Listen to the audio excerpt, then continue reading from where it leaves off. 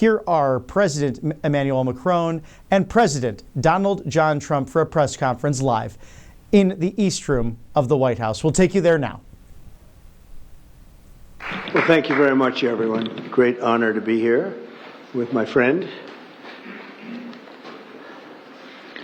I'm delighted to welcome President Macron back to the White House. We've been together quite often, but not that often in the White House. We honored the President, First Lady of France, not so long ago.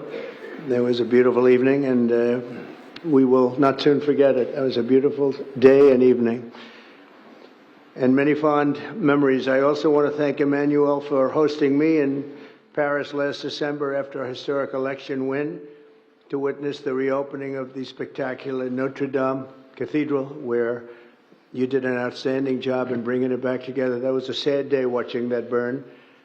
And 5 years later, you had it up, and it was, they say, more beautiful than it was before. So I think that's a great achievement. That was not easy.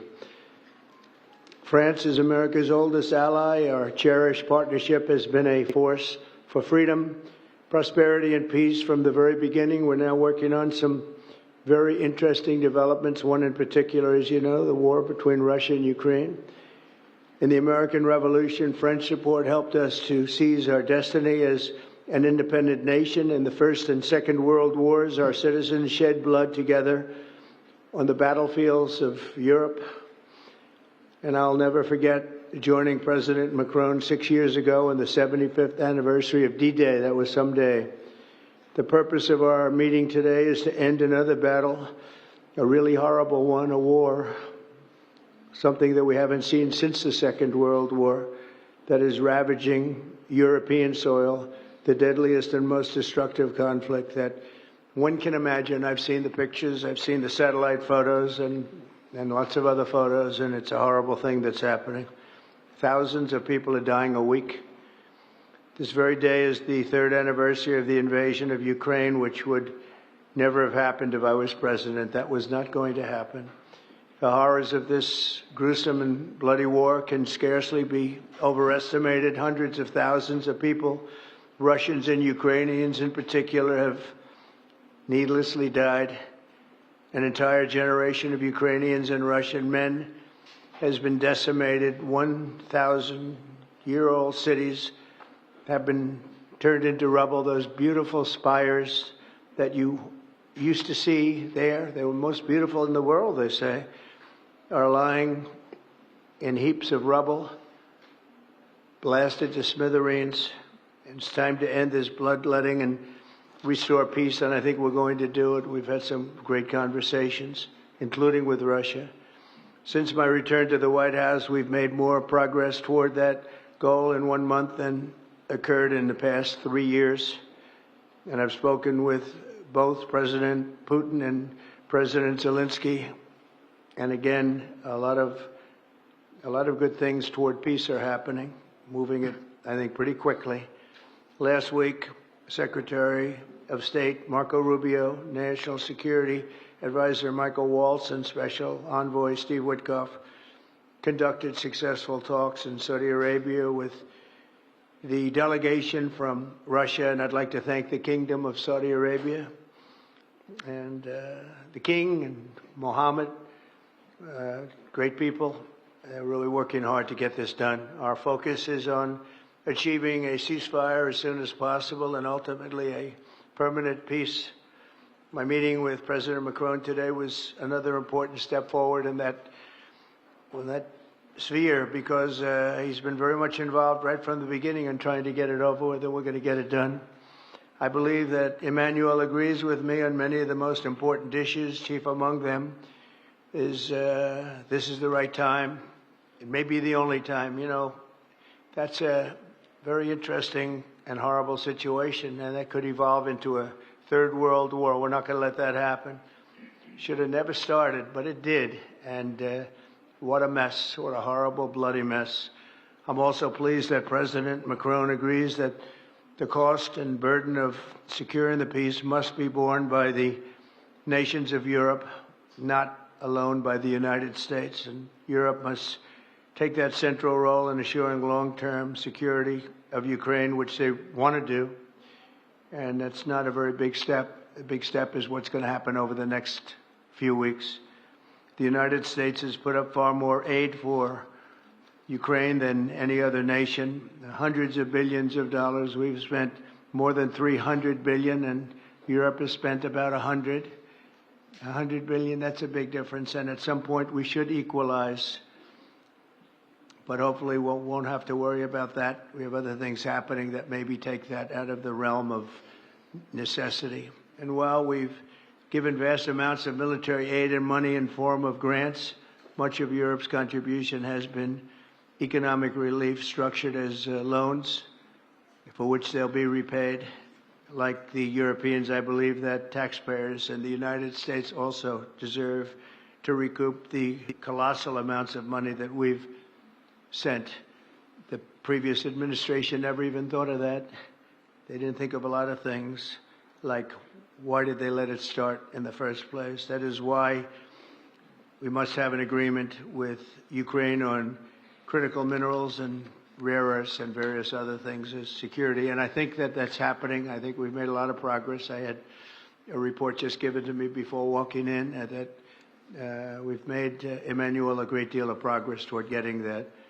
I've been elected by the American people to restore common sense to Washington and indeed to the world.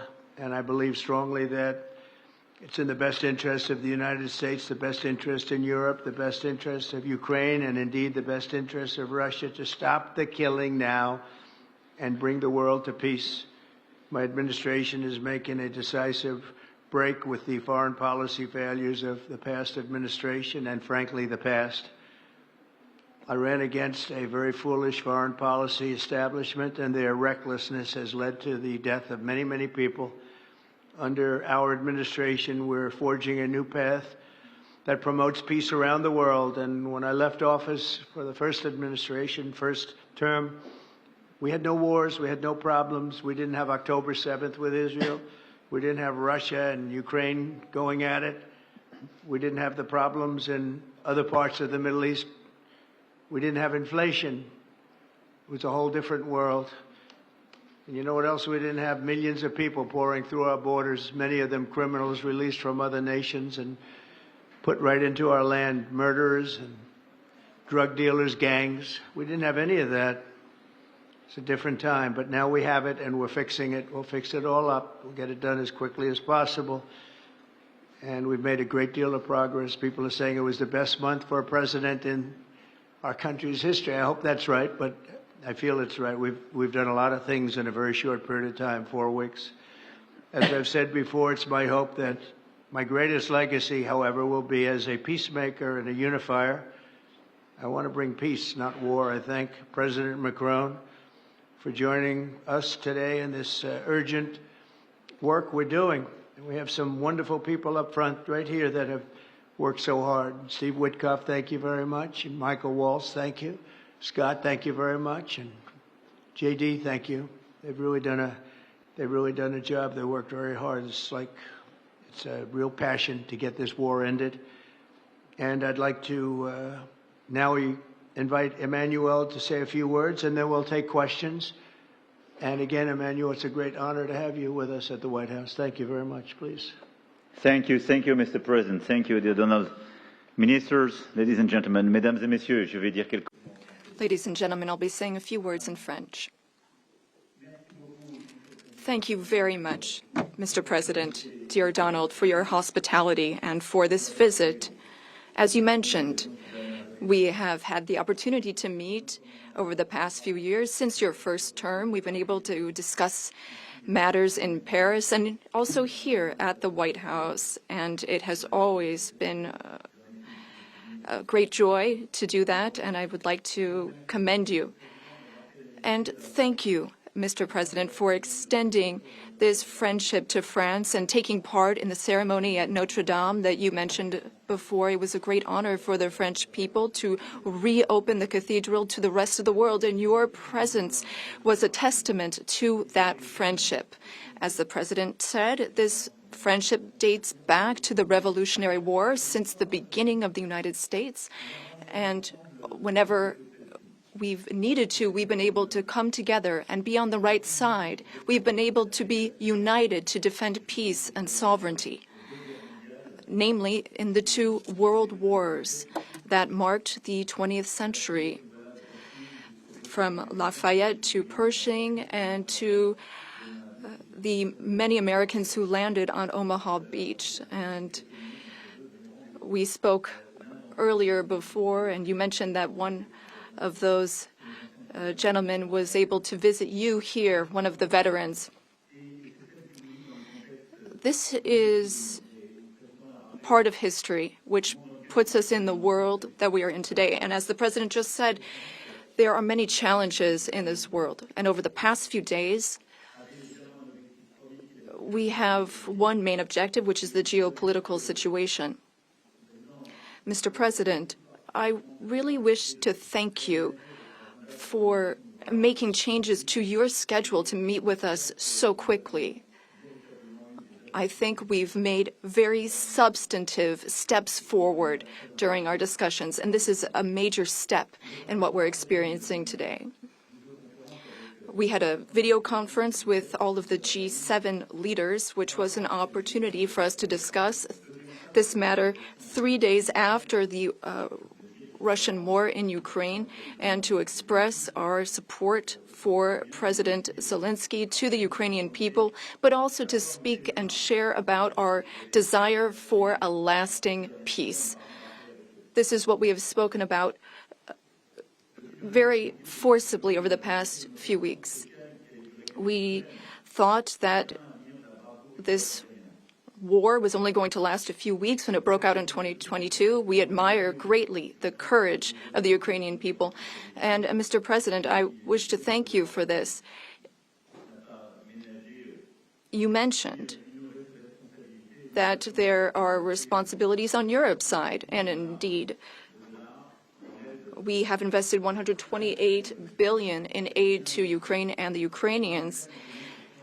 Ukraine has been able to hold the front of our collective security. It's fought over these past few years for its independence and for its sovereignty, but also for our collective security, because I think that no one in this room wants to live in a world where it's the law of the strongest and international borders can be violated from one day to the next by anyone. Over the past few hours, and as you mentioned this, Mr. President, we've been able to see a few things take shape. First of all, allow me to commend you on your decision to work with President Zelensky and to conclude this agreement that's so important for the U.S. and Ukraine on rare earths, critical minerals, but also having substantive conversations with President Zelensky during this key phase of achieving this deal, which is a major commitment to Ukraine's sovereignty, and I think that's very commendable. We also have a shared desire to build peace. We will have this responsibility. This is 10 years after the war started in Crimea, and then we saw the events in the Donbas region and along the northern part of the country. We want to save lives. We want to bring prisoners back and bring back families and children, because there's also humanitarian tragedy affecting the Ukrainian people. We had lengthy discussions with the president, and we spoke about our desire to bring an end to conflicts, to have a truce that is measurable, verifiable, and that enables negotiation of a lasting peace, where we will discuss not only Ukraine's reconstruction, its territories, but also the security guarantees, meaning maintaining peace over the long term. As I said to the president, we've experienced peace accords that were only ceasefires without ensuring security guarantees, Minsk I and II. And we want to make sure this doesn't happen again. And I know that the president has expressed the desire to be a player for peace in the region. I've spoken with some 30 European leaders and allies in recent days. We want to bring together these allies, and share the same vision. This peace must not mean a surrender of Ukraine. It must not mean a ceasefire without guarantees. This peace must allow for Ukrainian sovereignty and allow Ukraine to negotiate with other stakeholders regarding the issues it affects. But it is also a country in which we need to shoulder our responsibilities so that we ensure security and stability for Ukraine and for the entire region. And for us Europeans, this is an existential issue. We also spoke about these issues at length with the President. We've worked with President Zelensky and gotten to some of the details of the various phases of the negotiation. And we've also been able to speak about some of this work with our British partners to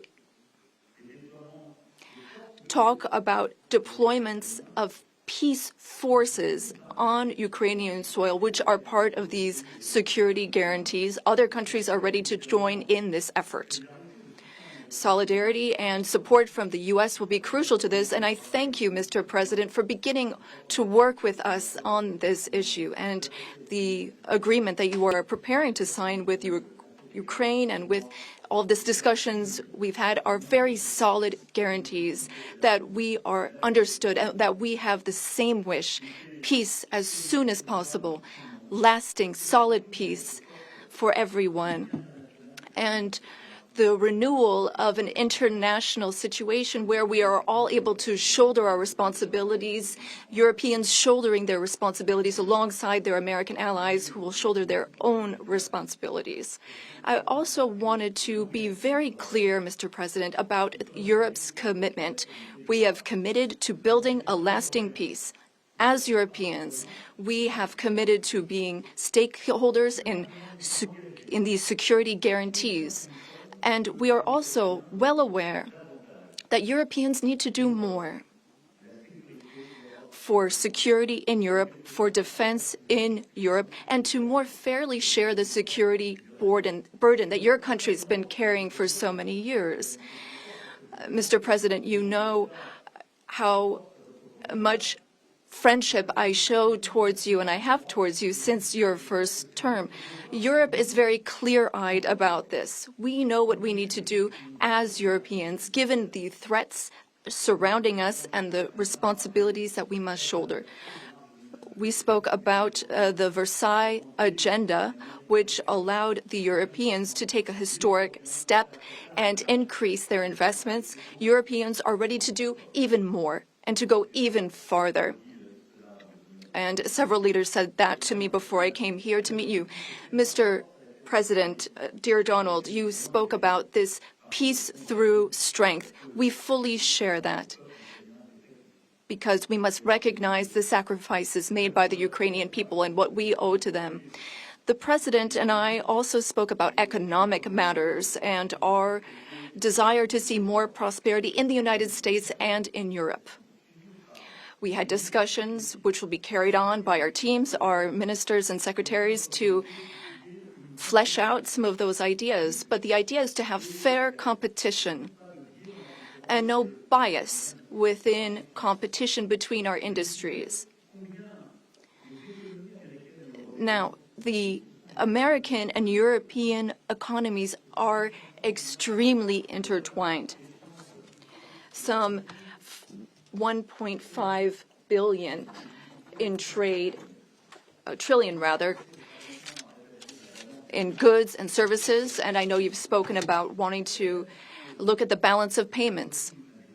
We also have a trade deficit, and I know that we need to look not only at goods, but also digital items and goods which you export, and we want to make a sincere commitment towards fair competition where we have smooth trade and more investments. You already invest a great deal in France, and France is the fifth largest investor in the United States. And I would like to recognize here all of the American investors who announced investments, some $120 billion that were announced at the AI summit. This is our wish. We want to have more prosperity on both sides of the Atlantic. We have a shared agenda in that regard. We also spoke about the Middle East, among other subjects. And here again, we have the same desire. We don't want to see Iran obtain nuclear weapons. We don't want, or rather, we want an approach with partners in the region that we can trust. Given Iran's nuclear activities, we want to limit its ballistic capabilities and avoid any type of regional destabilization. With respect to Syria and Iraq, we also share the same desire. We don't want to see Islamic terrorist groups resume any of their activities, because for some time our armies have very bravely been engaged in the Gulf, as you have led, and contributions have been significant and helped stability in the region. And I say this with great sincerity. France was affected by a terrorist attack in 2015, which was linked to the terrorist activity in Syria. And we are in that region at your side to work for more security. Ladies and gentlemen, we had extremely productive discussions this morning during the conference, and we spoke with our ministers and counselors and advisors. And I wish to say, after speaking with President Trump, I fully believe that there is a path forward. We share the same beliefs. We know what work needs to be done, and in the weeks to come, we will work on that. Our teams will come together in various formats to make sure that we have this solid, lasting peace with great strength. Mr. President, thank you so much for welcoming me here today. Thank you so much for these productive discussions and for your commitment. Thank you, dear Donald. Thank you, Emmanuel.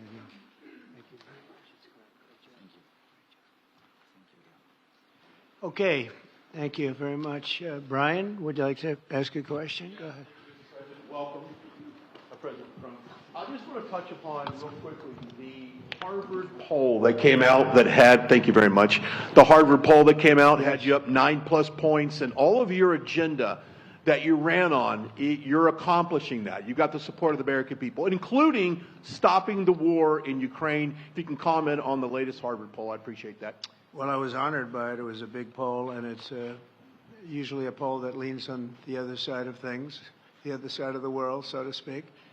But the Harvard poll is a respected poll, and it has us not only leading, but leading by a lot, and leading on every single issue that we've talked about. And as I said, we've become the party of common sense, and I think that's a very important element now, common sense, because what's happening in the world and even in this country, some of the things that took place, many of them are now canceled, and the rest are being canceled as we speak. But we've moved very rapidly and I think very effectively. So I was honored by that poll. Thank you very much. Appreciate it.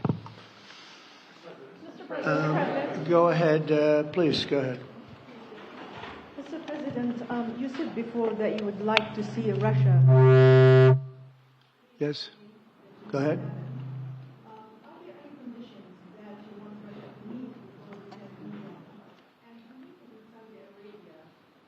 You're meeting in Saudi Arabia with President Putin. Will that happen regardless of any progress on the Ukrainian file?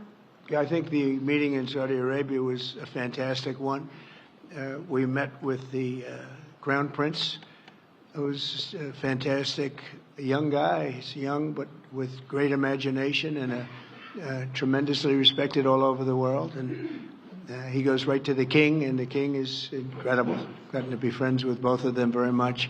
And they want to see this ended, and they're going all out to make sure that it is ended. I think Russia, likewise, I've spoken to President Putin, and my people are dealing with him constantly, and his people in particular. And they want to do something. I mean, that's what I do. I do deals. My whole life is deals. That's all I know is deals. And I know when somebody wants to make it and when somebody doesn't. I will say this, before I came here, there was no communication with Russia whatsoever, and Russia wasn't answering calls. They were not talking to anybody. They wouldn't talk to anybody, and people sort of accepted that as being that they want to go forward and just keep going without stop. But when I got here, one of the first calls I made was to President Putin, and we were treated with great respect, and they want to end this war. So that's a big thing, because I didn't know if I could say that, but it's a big thing. They want to do it, and the group in the front row that I introduced, they're all very active in it, and we're working on deals right now, transactions right now, and in particular, the big one is to get the war stopped, whether it's ceasefire or direct to an agreement.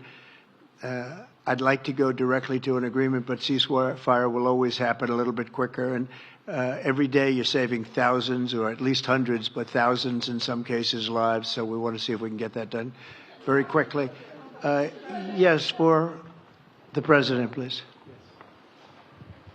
Thank you. I'm a correspondent based in Paris. Question for both of you, actually. Mr. Macron, you were one of the last Western leaders to speak to Putin before Ukraine's invasion. What advice, what recommendation could you make to President Trump to make sure that this time you can get strong enough guarantees from Putin to get a peace deal that lasts this time? And Mr. President Trump, what makes you think you can trust Putin in those negotiations? Thank you. Look, I will never give any advice to President Trump. We have friendly and trustful discussion, but my experience with President Putin is the following. Number one, I always think it's good to have discussion with other leaders, and especially when you disagree. I stopped my discussion with President Putin after Bucha and the war crimes because I considered that, we had nothing to get from him in that time. Now there is a big change because there is a new U.S. administration. So this is a new context. So there is good reason for President Trump to re-engage with President Putin. But my experience is the following, and I shared it with President Trump and the team. In 2014, our predecessors negotiated peace with President Putin.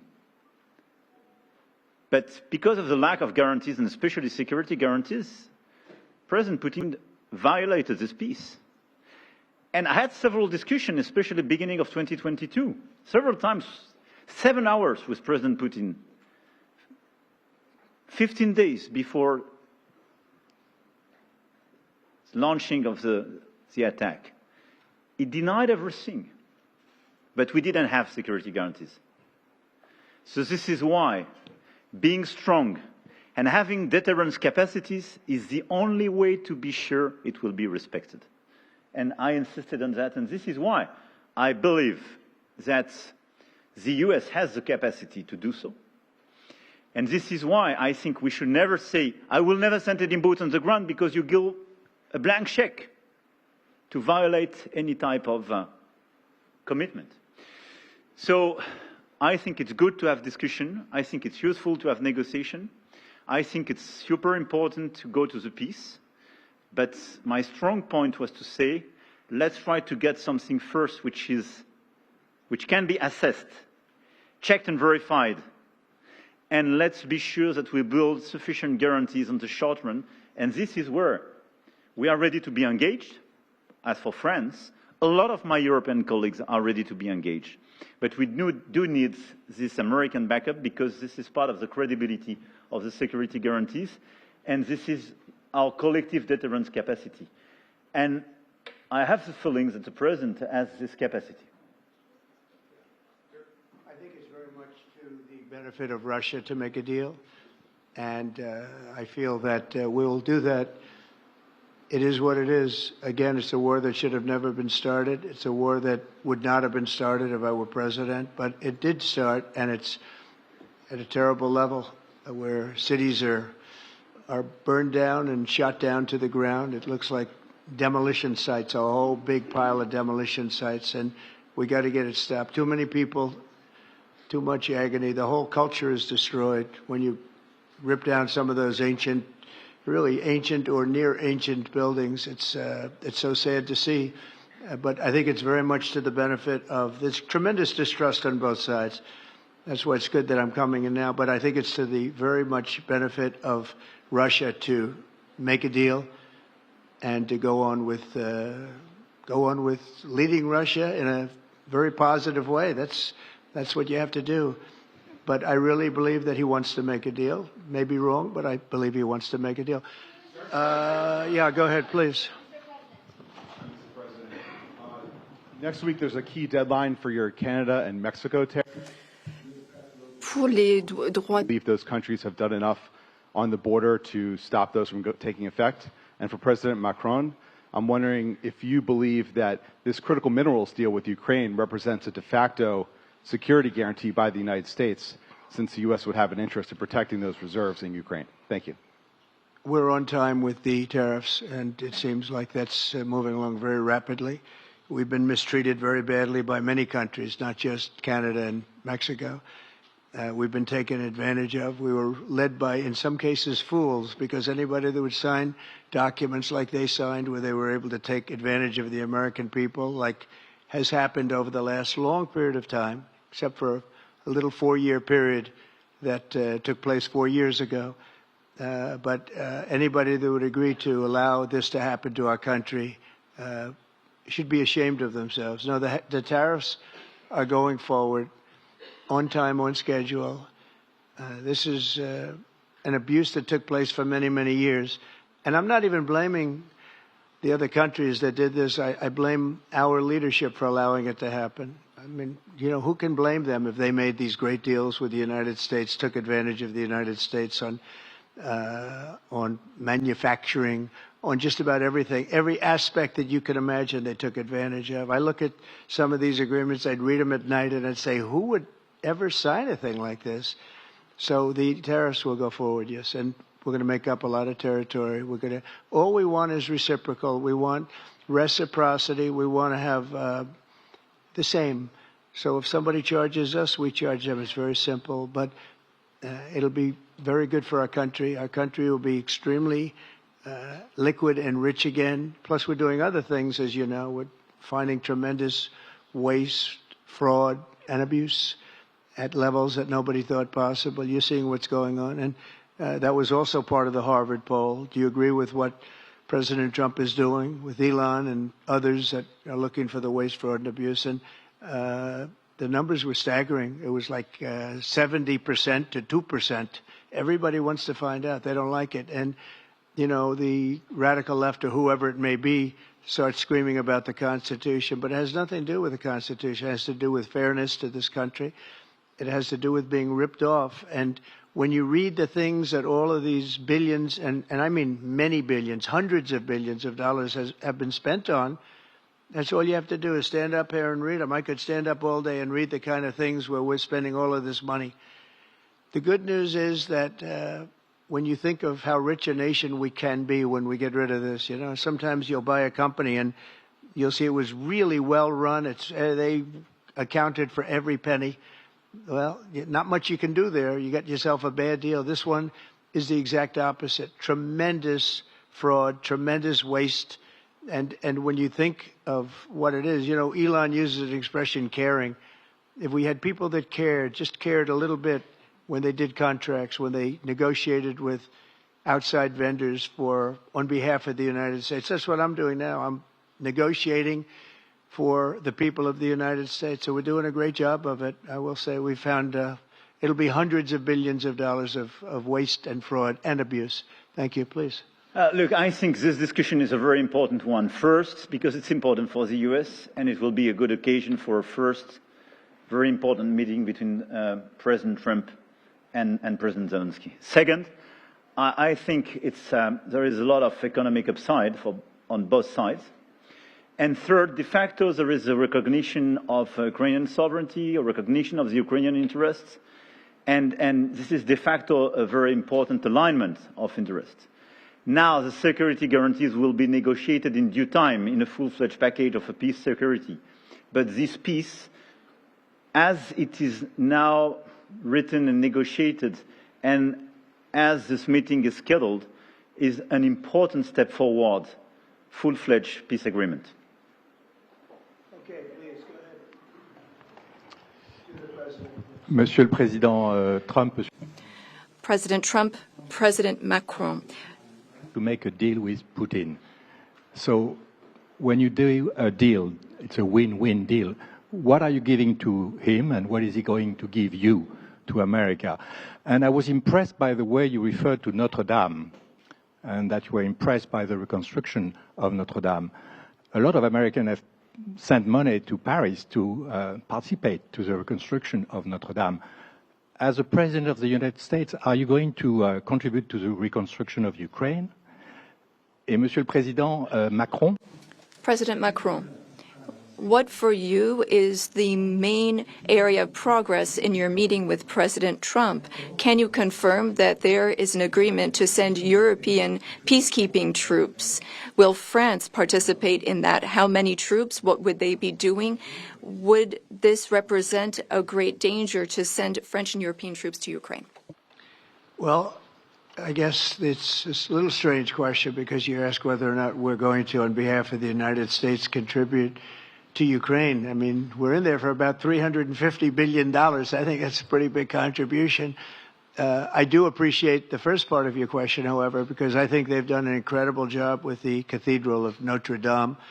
I think the president has done. I know he headed it up, and I know how hard he worked, and it took a period of time, but really not a long period of time considering what that was, so delicate, so beautiful. And I was there, and I saw the work, and I'm very good at construction. I know good construction. I know bad construction. They did a beautiful job, and this man has to be given a lot of credit for that. It's an incredible cathedral. Most people thought it couldn't be saved, and if it was, it would have to be built in a different form, and we didn't want to see a different form. We want to see the same form that you built. So I just want to congratulate you. That was an amazing job. I don't think you've gotten enough credit for it. Someday you will. Someday you will. Thank you, Donald. Merci beaucoup. Thank you very much. To go back to your question, today's discussion showed several areas of progress. First, we have been working a great deal with President Zelensky to have a proposal that's acceptable to Ukraine. President Trump has confirmed that he will be meeting with President Zelensky very soon to finalize the agreement on critical minerals and rare earths and to speak together about that matter. That's a very important step forward. The second thing is that during our discussions, we were able to go into some of the details about the proposal that we have just made to have a truce, a peace, and be able to measure that and then structure our discussions on that basis. France and several other European countries, along with Ukraine, are hard at work to build this lasting peace with very specific points, including security guarantees, the territories that belong to Ukraine, the issue of reconstruction, the economy, and critical minerals. We've been able to go into the details of those proposals. The third area of progress, which really mark a turning point, is the fact that we were able to talk about the details of the security guarantees. And the president has shown this over the past few days, and he said so a moment ago. We want peace. He wants peace. We want peace swiftly, but we don't want an agreement that is weak. The fact that there are Europeans that are ready to engage to provide for these security guarantees. And now there's a clear American message that the U.S., as an ally, is ready to provide that solidarity for that approach. That's a turning point, in my view. And that is one of the great areas of progress that we've made during this trip and during this discussion.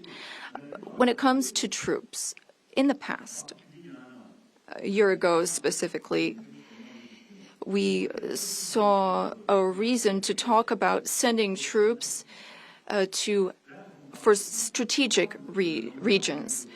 Today, when we talk about troops, we're talking about sending them in after we've negotiated a lasting peace. And once we have that solid, lasting peace, that's part of an agreement signed by Ukraine, signed by Russia, and for which we will provide the guarantees, then at that point, and recently France has worked with the UK to provide its contributions. We've worked on plans. We've worked with our militaries not to go to the front lines, not to go into occupied territories, but as a show of support to show that we have a negotiated peace signed by both sides, and that is a peace we will preserve. So these would be peaceful deployments of troops, not for combat. These would be deployments of an assurance force. They would be limited, but they show solidarity. I've also spoken with all of our allies, and there are European and non-European allies who are ready and willing to take part in that effort. Countries have helped Ukraine maintain its military capabilities in terms of the number of soldiers it has, equipment, whereas others have provided logistical support on the ground. The question is whether or in what form the U.S. will contribute, and during our discussions, and during the discussions with Russia, we've understood that this would be acceptable to Russia, and that's a very important area of progress. And that means that in this context, the Europeans will shoulder their part of the burden, their share of the burden. We have a strong alliance that we've built over the decades. We have our solidarity, and we have deterrence capacities. What does it mean? Would it be dangerous? If there is an agreement signed by Ukraine and Russia, thanks to the efforts of President Trump, and if we provide the guarantees and Russia violates the agreement, then it would be in conflict with everyone who is engaged in the peace process. And that is a change. That was something we did not see in the past. That's not what we saw in 2014. So that is the real change that we're marking. We have this deterrence capacity on the American side. We have the capacity for engagement on the European side, and that's something we're going to continue working on together. It's not dangerous, but it's credible. It's less dangerous than things that could happen in the long term. And I think this is what we need to do to ensure security. And I say this very clearly. We're also talking about security for Europeans. I've been saying this for weeks now. If we do not guarantee the security of this territory within Europe, then how can we guarantee our own security for one and all? We live just 1,500 kilometers from Ukraine, and the Germans and Polish are even closer. So our collective security is important. We need to answer this call for Europeans to be more engaged, and Americans will be there still in solidarity. Europeans are working for their collective security, but I really think this was a turning point today in our discussions. Emmanuel, thank you very much. Great job, and it's been wonderful being with you. Say hello to your beautiful wife, and we will see you again soon. We'll be speaking often. We'll get this thing worked out. We're going to get it done. So important, and great job. Thank you.